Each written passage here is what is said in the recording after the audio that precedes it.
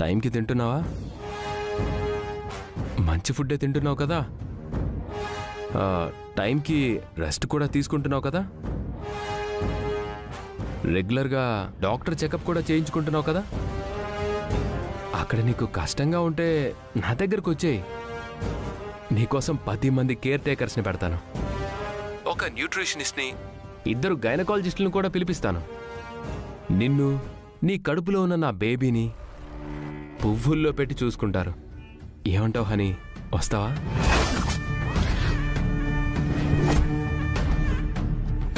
నాకేం అక్కర్లేదు. నేను ఎక్కడికి రాను. నన్ను విసిగించకుండా ఎందుకు కాల్ చేసావో అది చెప్పు. నీతో మళ్ళీ పని పడింది బేబీ. నీకోసం నేను ఏ పని చేయను. చేస్తావు. చెయ్యను అంటున్నాను కదా. నీ దగ్గర జాబ్ మానేశాను కదా. కానీ నేను నిన్ను వదులుకోలేదే. నా గిఫ్ట్గా నీకు బేబీనిచ్చాను కదా. అసహ్యంగా మాట్లాడుకో. అందంగా మాట్లాడడం నాకు రాదు. నేను చెప్పిన పని నువ్వు చేయలేదంటే మన బేబీ గురించి మీ ఇంట్లో చెప్పేస్తాను.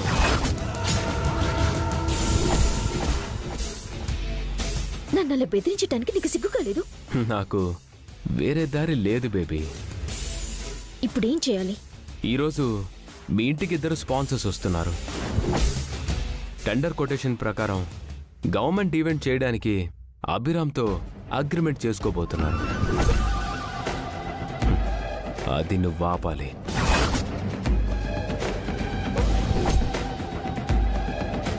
ఏంటి? స్పాన్సర్స్ తో చేసుకునే అగ్రిమెంట్ ని నేను ఆపాలా? అది నా వల్ల అయ్యే పని కాదు. నీ వల్ల అవుతుంది డియర్. అప్పుడు నువ్వు టెండర్ కోడ్ సంపాదించలేదు.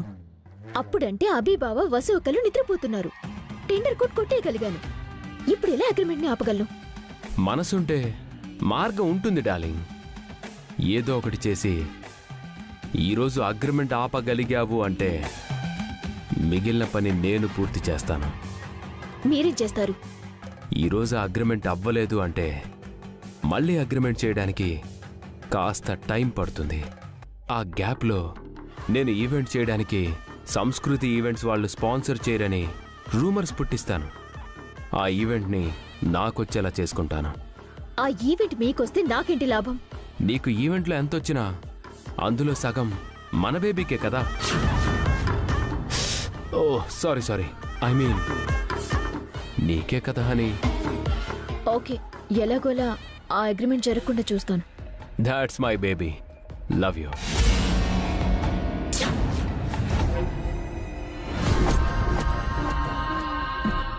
ఏదోటి చేసి తొందరగా విన్ని వదిలించుకోవాలి. లేదంటే ఇక నేను దొరికిపోయేలా ఉన్నాను.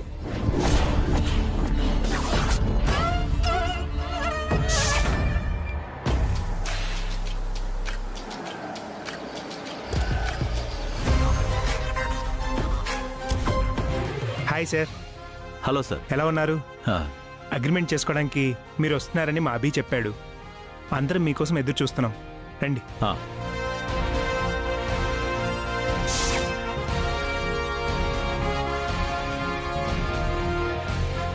కూర్చోండి. అభి, స్పాన్సర్స్ వచ్చారు. హాయ్. Hello sir. నమస్తే సార్.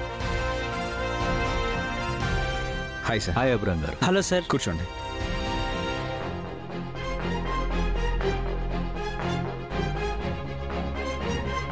నమస్తే సార్. నమస్తే మేడం.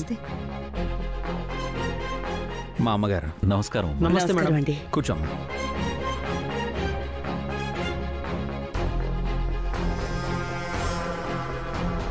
అత్తయ్య, వీళ్ళే మన స్పాన్సర్స్.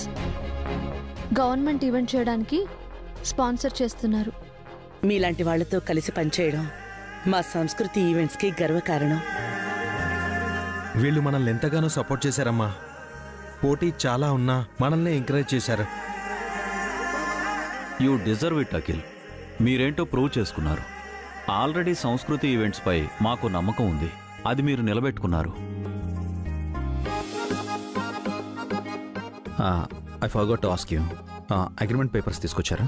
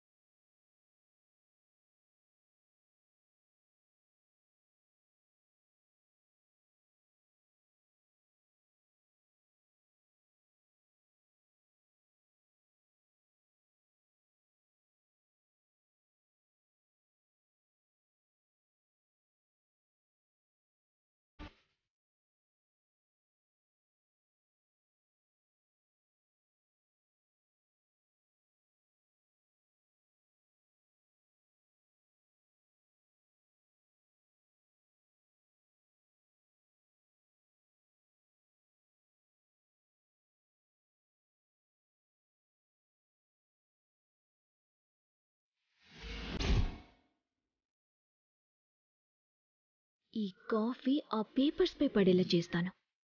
సంతకాలు పోస్ట్ పోన్ చేయిస్తాను.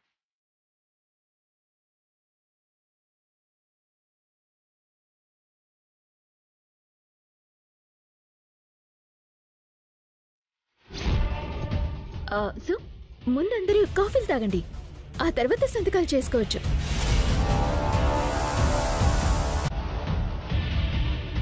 Thank you madam.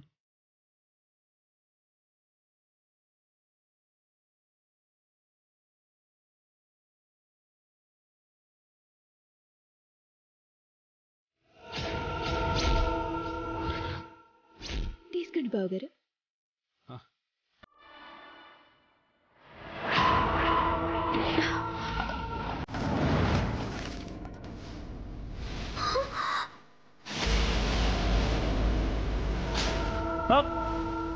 అయ్యో అయ్యో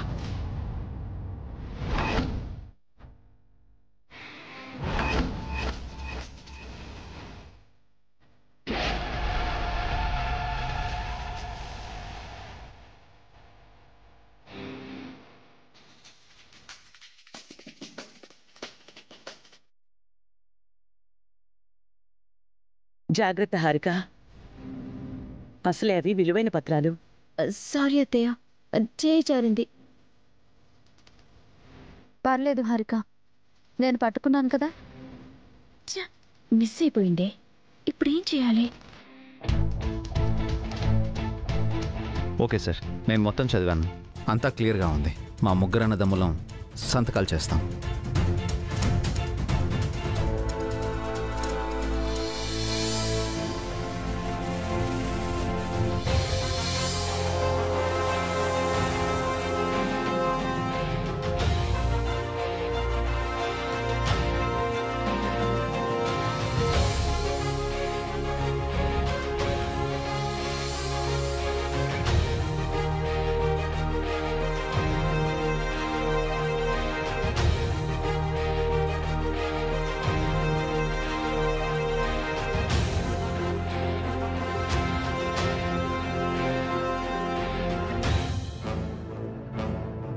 థ్యాంక్స్ అబ్రామ్, మీతో కలిసి పనిచేయడం మాకు నిజంగా సంతోషంగా ఉంది.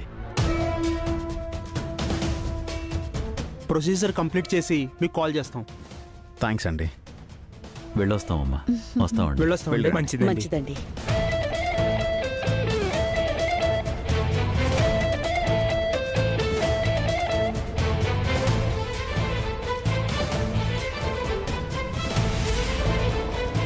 వస్తామండి. Thank you sir. Bye sir. Bye అండి. అగ్రిమెంట్ మీద సంతకాలు అయిపోయాయి. ఇక ఈవెంట్ పనులు స్టార్ట్ చేయొచ్చు. అంతా నువ్వు వేసిన డిజైన్స్ వల్లే అఖిల్. నువ్వు చాలా కష్టపడ్డావు. లేదు వదినా, నా కష్టం కొంతే. అభి అన్నయ్య, భాస్కర్ అన్నయ్య నాకు హెల్ప్ చేశారు. టెండర్ కోడ్ విషయంలో మీరు హెల్ప్ చేశారు. అందుకే ఇది సాధ్యమైంది. ఇది మన టీం వర్క్ అఖిల్. అందరం కష్టపడి పనిచేసాం. మంచి ఫలితం వచ్చింది. రేపు ఈవెంట్ కూడా గ్రాండ్ సక్సెస్ చేయాలి. మంచి పేరు తెచ్చుకోవాలి. మీరు ముగ్గురు ఎప్పటికీ ఇలాగే కలిసి ఉండాలి. మీ నాన్నగారి పేరు నిలబెట్టాలి.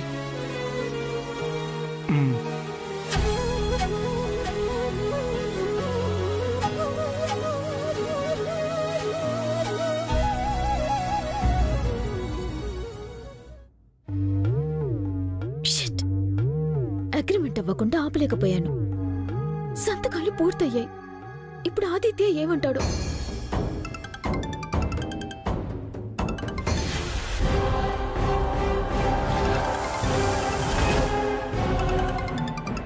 ఆదిత్య కాల్ చేస్తున్నాడు. ఇప్పుడు ఏం చెప్పాలి?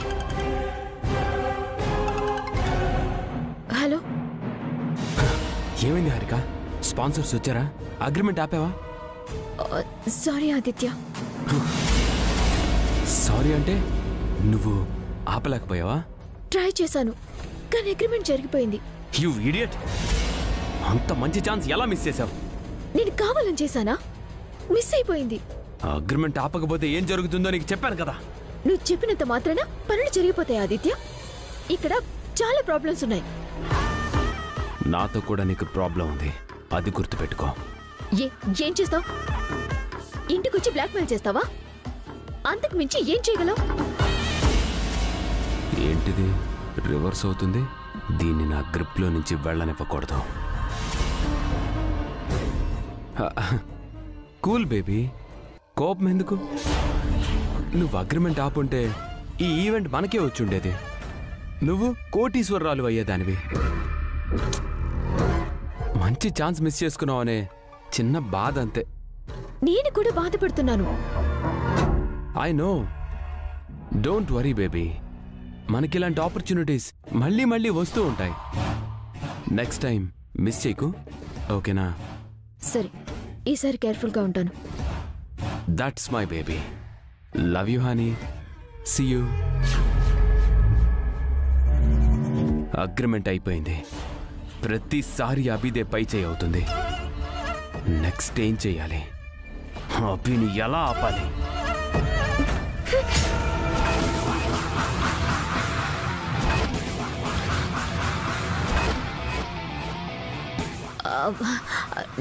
నువ్వెక్కడేం చేస్తున్నావు అక్క?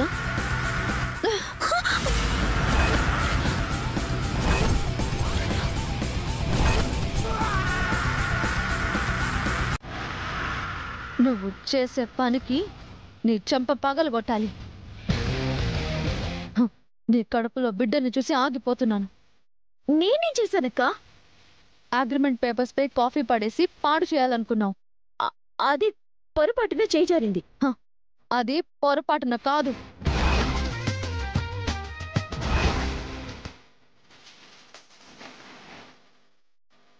కావాలని చేసావని నాకు తెలుసు. నువ్వు పొద్దున్న ఆదిత్యతో ఫోన్ మాట్లాడడం నేను విన్నాను.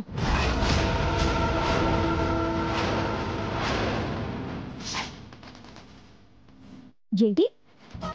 స్పాన్సర్స్ తో చేసుకునే అగ్రిమెంట్ ని నేను ఆపాలా?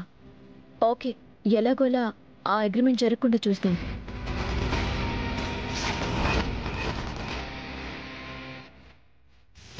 అప్పుడే నిలదీయాల్సింది. కానీ నువ్వేం ప్లాన్ చేస్తావో అని వెయిట్ చేశాను. నీ కాఫీ ప్లాన్ తెలిసాక కప్పు పట్టుకున్నాను. నీ గురించి అప్పుడే అందరి ముందు చెప్పుండాల్సింది. కడుపుతో ఉన్నదానివి తిట్టించడం ఎందుకులే అని చెప్పలేదు.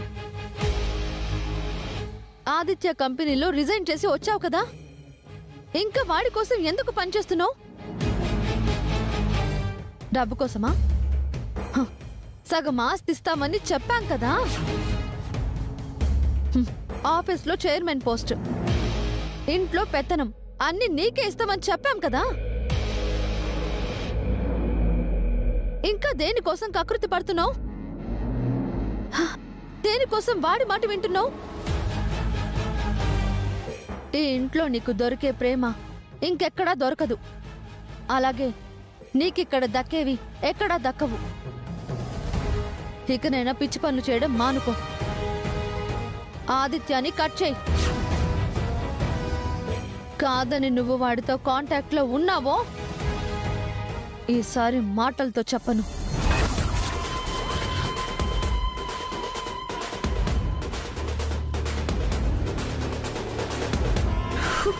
దేవుడా, నా బతుకెందుకులా అయింది? చెప్పింది చేయకపోతే వాడు నా పరువు తీస్తాడు. వాడు చెప్పింది చేస్తే బసక్క నా ప్రాణం తీస్తుంది. ఇరుక్కుపోయాను.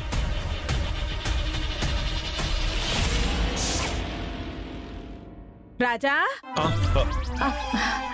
ఏంటండి సడన్ గా వచ్చేసారు? మనం త్వరగా వెళ్ళాలి రాజా. ముందు షర్ట్ బటన్స్ పెట్టుకో. ఉండండి, నేను పెట్టుకుంటాను. వదలండి. ఎక్కడికి వెళ్ళాలండి? గుడికి.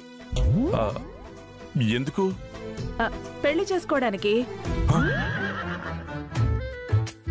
ఇప్పటికిప్పుడు పెళ్లి ఏంటండి? పెళ్ళంటే పెళ్లి కాదు రాజా, పెళ్లి కోసం పరిహారం. పరిహారమా? ఆ రోజు పంతులు గారు చెప్పారు కదా, మనిద్దరి జాతకాల్లో ఏదో దోషం ఉందని. పరిహారం చేస్తే మన పెళ్లి అవుతుందని.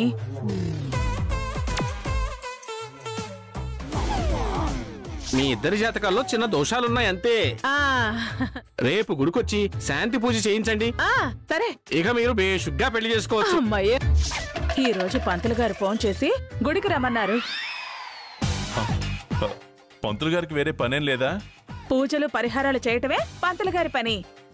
నాకు ఈ రోజు వేరే పనుందండి. పక్కన పెట్టేశా రాజా, మన పెళ్లి కంటే ముఖ్యమా ఏంటి? ఇప్పటిదాకా పెళ్ళంటే ఎన్నో ఆశలుండేవి. ఇప్పుడు ఆశలు రెట్టింపయ్యాయి కదూ. రోజు మన పెళ్లి కల్లోకొస్తుంది కదా. మీకు అలా అర్థమైందా? నాకు తెలుసు రాజా, మనం ఒక్కటయ్యే క్షణం కోసం నువ్వు 1000 కన్నులతో ఎదురు చూస్తున్నావు అని. 1000 కళ్ళతోనా? ఉన్న 2 కళ్ళు పొడుచుకోవాలనిపిస్తుంది. ఎందుకు రాజా, నా కళ్ళతో ఈ ప్రపంచాన్ని చూడాలనా? ఈ ప్రపంచంలో మిమ్మల్ని చూడలేక చెల్లిపోయి. అందుకే నువ్వంటే నాకు చాలా ఇష్టం రాజా. నన్నెప్పుడు నవ్విస్తూనే ఉంటావు. నా ఏడుపు నీకు నవ్వులా అనిపిస్తుందా? ఈనాళ్ల నా నిరీక్షణ ఫలించింది రాజా. నా జీవితంలోకి ఎవరొస్తారో అని కళ్ళు కాయలు కాచాలో ఎదురు చూశాను రాజా. నా దరిద్రం కొద్దీ నేను తగిలేనమాట. నా అదృష్టం కొద్దీ మీరు దొరికారు రాజా.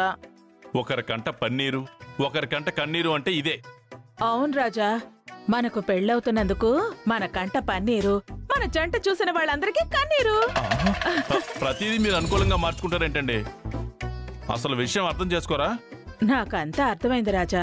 నీ మనసు నాకు తెలుసు, నా మనసు నీకు తెలుసు. మనలో అపార్థాలుండవు. పద, టైం అవుతుంది. మరొక్కసారి ఆలోచించండి. ఇదొక జీవితానికి సంబంధించింది. ఏం కాదు, మన 2 జీవితాలకి సంబంధించింది. త్వరగా రా. అబ్బరా.